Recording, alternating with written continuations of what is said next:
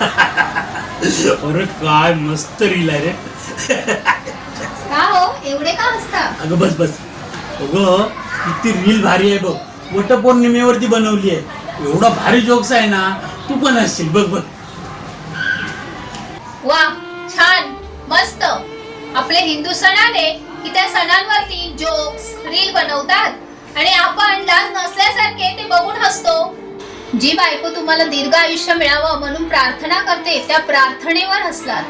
अहो वटपौर्णिमा म्हणजे सुवासिनींचा सण. डोक्याला कुंकू, गळ्यात मंगळसूत्र, हातात बांगडी, पायात जोडवी हे ज्या नवऱ्यामुळे आपल्याला मिळतं त्या नवऱ्याला उदंड आयुष्य लाभावं, तोच नवरा मला 7 जन्मी मिळावा म्हणून प्रत्येक सुवासिन बाई देवाकडे प्रार्थना करते. आणि अशा आमच्या श्रद्धेवर तुम्ही हसता.